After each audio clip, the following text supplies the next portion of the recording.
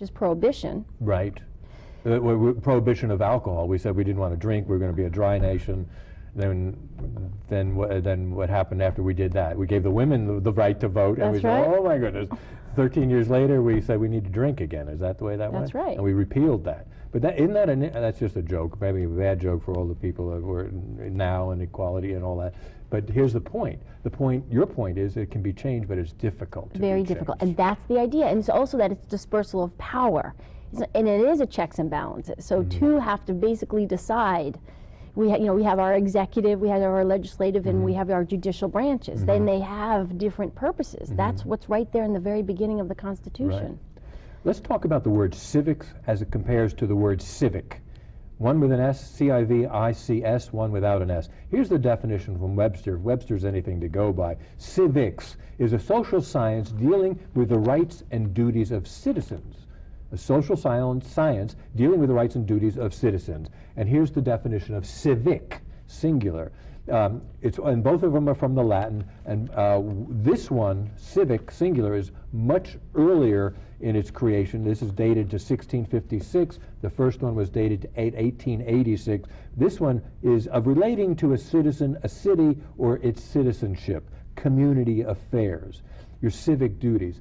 They interact. One is more about the individual, and one is about the concepts in which the individual is supposed to embrace as it relates to rights and duties of the citizens. All right? That's the way Webster has come about it. And the word civil, like in civil discourse, a lot of people look at it as about, coming from the word civility, but really it doesn't. But we confuse those two words. The word civil relates to citizens. It's from the Latin, and literally it means it's citizenry. It means a citizen. When we have a civil war, a lot of people say, well, how can you have a civil war? Isn't that an oxymoron? It's nothing civil about a war, but it's a war among its citizens. That's what the word means. What is civication? How did that word come up? Because I looked in the dictionary and I couldn't find it anywhere. The word civication, where did it come from? I made it up. You made it up. You're sitting around one day, and it's a combination of? Civics and education. Civication. Right. The art of educating our new citizens, new and old. Ages 2 through death, as I like to say, right? Now, what is civication going to do? What is it? How do you see this taking shape and form? This brand new stuff, not even a few months old, incorporated, nonprofit. What is some of the vision of civication? Education, going into classrooms, doing programs. We're also working on a children's program because this is a different generation. This generation can't just be lectured to about the government. This is a generation that does blogs, online, email, text. There's so much new technology out there, and people want to learn. And I think combining with how people learn differently and the information. For instance, when I was growing up, on Saturday morning cartoons, that's where we got a lot of our education. but go ahead, though. Right, between the cartoons there was something called Schoolhouse Rock. And that's where I learned the preamble of the Constitution. I didn't learn that in elementary school. I learned how a bill became a law. I learned, my times tables, because they had science and they had math and they had government. And that's how I learned it, because that's how our generation was learning things, through the television. We didn't have computers, we didn't have cell phones, we weren't texting. No internet, right. We didn't have any of that, so that's how they reached us.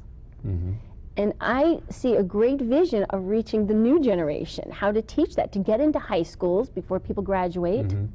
Every time I've spoken about this to someone, they think it's a great idea. The administrators at my son's school, they think it's wonderful. They want to do a program.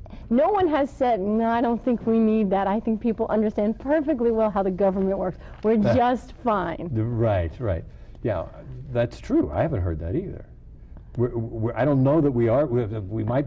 That's something that's very curious to me. There's a lot of, we hear the word disenfranchisement. Yes. And we hear about felony disenfranchisement, but that's the state disenfranchising certain people because they created a felony, they paid their dues, and then they can't get the right to vote and certain licensing after they've paid their debt to society. But I think there's a group of people, maybe a significant, who self-disenfranchise. They don't see the need to be educated relative to the workings of our government. And you said earlier that our government is us. We're the government. It's not like it's the government against us. We elect people to represent us. They work for us. They're public for servants. us. They're supposed to work for us. And that's something we have to, so if you don't know who you're putting into office, you don't know how they're going to manage their affairs once they're in office. Or keep them accountable. Or hold them accountable, right? So this group of people that I'm imagining out there self-disenfranchised because there's no interest. Right. How can we engender interest in learning about the workings of our government and the Constitution, the Declaration of Independence, our founding documents, and how do you form an opinion? We don't want to tell people how to think, but we want to share with them the best possible ways of getting the information that resonates with them as individuals to make up their own minds. Exactly, critical thinking. Mm-hmm. That's what's so great about getting the document yourself. You can look at it and then you can have your own ideas. You can't do that without knowing the information and being able to question. And that's what's so great about our educational system. We're not taught by rote memory anymore. We're asked to think, what is your opinion? Right. That's what we need. I'll read you our mission statement, if I may. Yes, that would be a good idea. Thank you. Our mission is to promote civic education by providing educational outreach intended to bring people together in study groups, public and private schools, colleges, universities, and other organizations to discuss, debate, and learn the meaning of our Constitution, American constitutional values, and civic responsibility. Wow, that sounds pretty lofty there, yeah, but it also sounds like it's right on target, at least from my perspective. Maybe because we're working on this together, I think it's a good idea. I like that. Let me read a mission statement, because we're not doing this in a vacuum. We're not creating the knowledge that we want to impart. What we're hopeful in doing is creating a desire to learn this stuff in both the educators and those who would be educated, ages 2 through death. Here's something called the Center for Civic Education. As we do our homework and trying to figure out what we're doing with Civication, we come across this group of people who are congressionally funded in Washington, D.C. Their mission statement says they are a nonprofit, nonpartisan educational corporation dedicated to promoting an enlightened and responsible citizenry, committed to democratic principles, and actively engaged in the practice of democracy in the United States and other countries. All right? Very similar stuff. We created our mission statement before we learned of their mission statement.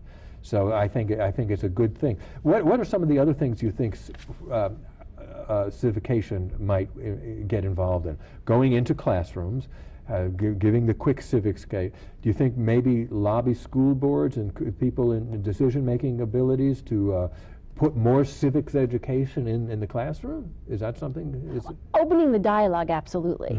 And I think as soon as people seem to realize that, and there have been study after study after study, that students are not learning this and that we need this. We want our leaders of tomorrow to understand and hold accountable our government and become our government. These are our leaders for tomorrow. So I don't think there's any argument in someone in education that this isn't important. We think what's happening is people think that they can learn civics through other subject matters. You learn it through English, you learn it through science, you learn it through government. But it should be in and of itself its own study. It merits its own subject. That's what we're pushing for. And it's certainly not being taught enough from what we've learned being out in the public and from talking with people. And we've been encouraged by everybody I've spoken with, not discouraged from anybody that I've spoken with. We've done some surveys. We've walked to, like, the man on the street, the person on the street surveys, giving them the quick civics quiz. And interesting to hear, we should get a camera and maybe film some of that and maybe make a documentary about it. Anyway, you've been a great guest. We're all out of time. You're watching a program called Civil Discourse. My name is Ken Hurley. We were talking about Civication Incorporated, a new nonprofit in Jacksonville and Austin, Texas. We will see you next time. You have been watching a public access television program called Civil Discourse, sponsored by the American Civil Liberties Union of Greater Jacksonville, Florida. The ACLU is a private, nonprofit, nonpartisan membership organization. Our mission is to protect and advance the civil liberties and civil rights guaranteed by the United States Constitution, especially the principles contained in the Bill of Rights. We want to hear from you. Send us an email, share your views and opinions. If you're interested in appearing on the program, let us know. Friend or foe, we want you on the show. You may contact the ACLU in the following ways. Our telephone number is 904-396-5242. Our post office box is 5331 Jacksonville, Florida 32247.